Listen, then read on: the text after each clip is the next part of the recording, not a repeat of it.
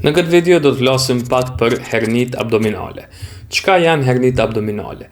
Hernit abdominale paraqisin një protruzion të përmbajtjes së kavitetit abdominal përmes një dobësie në murin abdominal, me që rast ky protruzion i tërheq me vete gjitha shtresat. Shfaqen si pasojë e defekteve anatomike apo pasojë e çrregullimeve të kolagjenit.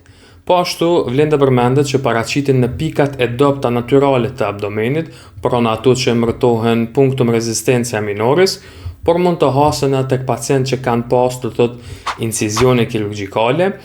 Më së shpeshti, hernit abdominale përmbajnë omentum, si dhe përmbajnë zorë të holla, siç është rasti për shembull me hernin Richter që përmban zorë të holla.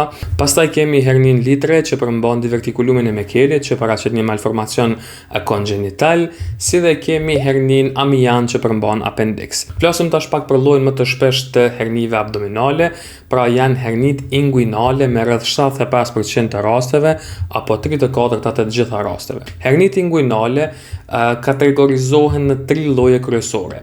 I kemi hernit inguinale indirekte me rreth 60% të rasteve, hernit inguinale direkte me rreth 25% të rasteve, si dhe hernit inguinale femorale me rreth 15% të rasteve, të cilat zakonisht hasen më shpesh tek femrat sesa tek meshkujt.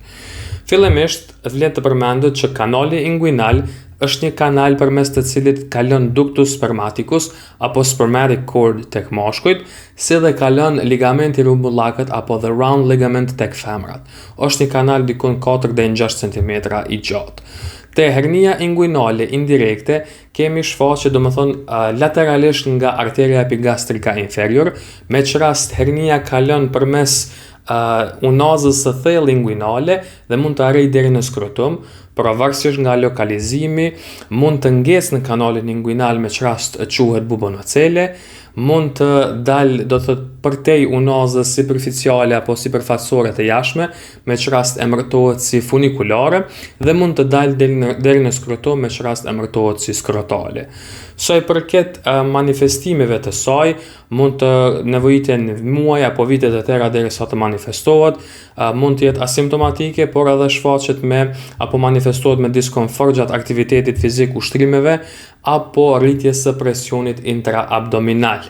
Vlen të përmendet që tek shumë pacientë që janë obez mund të ikë gjatë ekzaminimit mjekësor të pacientit, mirë po mund të diagnostikohet përmes asaj që quhet coughing impulse apo përmes dëgjimit të peristaltikës në pjesën e hernisë. Flasim tash pak për hernin inguinale direkte, pra kjo gjendet medialisht nga arteria epigastrika inferior, është lokalizohet apo është një herni në murin e pasëm të kanalit inguinal dhe del apo depërton përmes trekançit të Hesselbachut.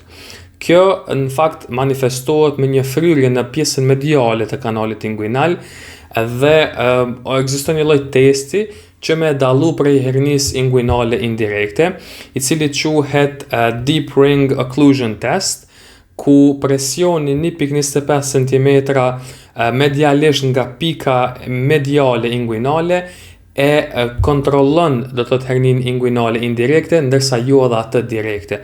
Pra e përmirëson simptomatikën e hernis indirekte, por jo edhe të asaj direkte.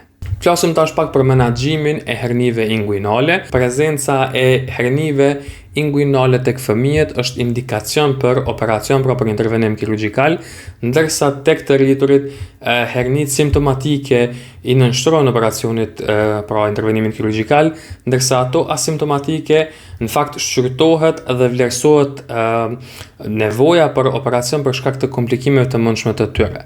Sa i përket intervenimit, mund të bëhet intervenimi kirurgjikal i hapur apo intervenimi me laparaskop. Kur jemi tek intervenimi kirurgjik, vlen të përmendet që është shumë e rëndësishme që të shmanget konstriksioni i ductus spermaticus dhe vlen të përmendet që operimi më i shpesh që bëhet është ai i Lichtensteinit që përfshin vendosjen e një rjete që e përmban hernin, po ashtu edhe tek intervenimi laparaskopik është përfshin për vendosjen e një lloj rjete, mirë po vlen përmendet që intervenimi laparaskopik është më i kushtueshëm, por megjithatë është më i përshtatshëm për pacientin, sepse shumë herët mund t'i kthehet aktivitetet e tij të përditshëm, si dhe i ka komplikimet dhe dhimbjet më të vogla. Kurime tek intervenimi kirurgjikal tek hernia inguinale indirekte vlen përmendet që hiqet ductus spermaticus, ligohet qafa, largohet përmbajtja e hernis, po ashtu vlerësohet nevoja për vendosje ndonjë rjete, si dhe tek fëmijët bëhet ngushtimi i unazës së thellë, domethënë inguinale me procedurën që quhet Lytle's repair.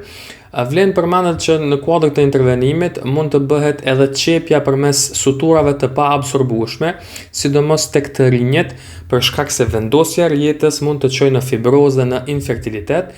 Po ashtu përdorimi këtyre suturave mund të përdoret apo mund të indikohet edhe në procedura emergjente ku duhet që të shmangët të thotë rreziku për infeksion.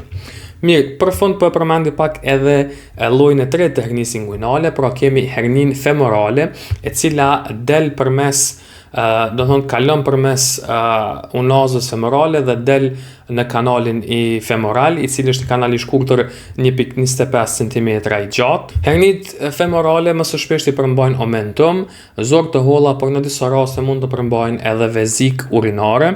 Sa e përket klinikës së tyre kemi një anqje në regionin femoral, e cila shoqërohet me dhimbje gjatë aktivitetit fizik, me që ka shumë shtresa, shpesh këto nuk rriten shumë, për këtë arsye mundet me na ik në inspektim të pacientit, po ashtu mund të përzihen apo mund të ngatrohen për nyje limfatike femorale, e nëse dyshojmë për ato, atëherë mund të bëhet ajo që përmenda më herët, coughing impulse, që me përjashtu nyjen limfatike femorale, po ashtu mund të hyjë në diagnozë diferenciale edhe me testis ektopik, me lipoma, me hidrocele e kështu me radhë.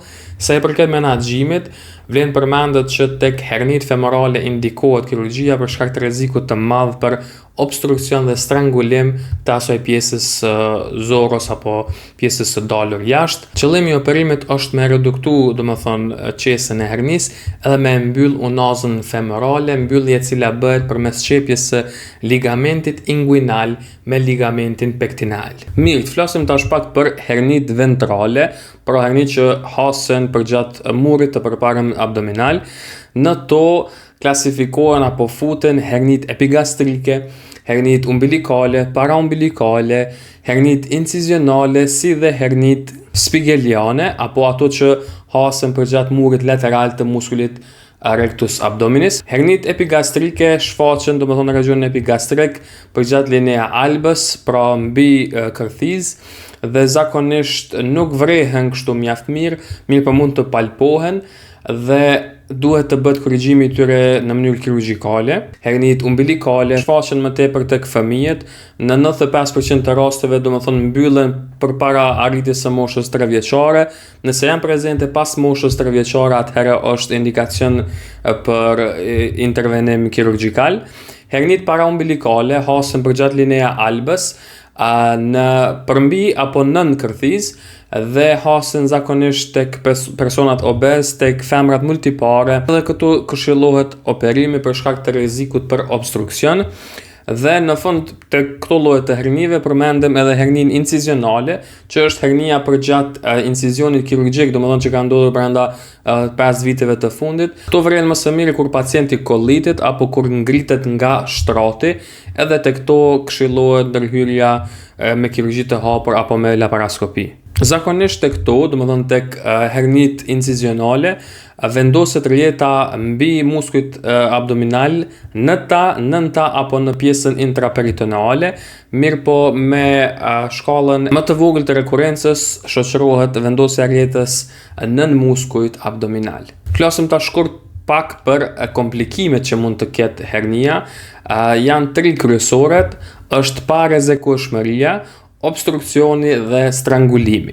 Parezekueshmëria paraqet një situatë kur hernia apo përmbajtja e saj nuk mund të kthehet në kavitetin abdominal, si pasojë e ngushtimit për shembull të qafës së hernisë. Pas saj kemi obstruksionin, domethënë në rastet kur kemi herni të parezekueshme, kjo mund të shoqërohet me obstruksion që manifestohet me vjellje, konstipacion si dhe me kolik abdominale.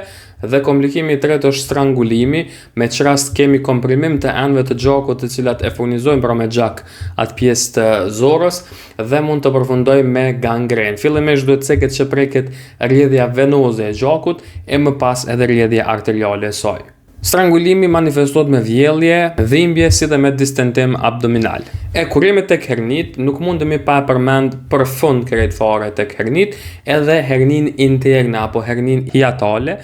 Do të thotë kemi dalje të lukthit në toraks përmes hiatusit diafragmal dhe ekzistojnë dy lloje kryesore të hernisë hiatale. Mund të jetë rrëshqitëse në më të shumtën e rasteve, domethënë 90% rasteve, si dhe mund të jetë rrotulluese në rreth 10% rasteve.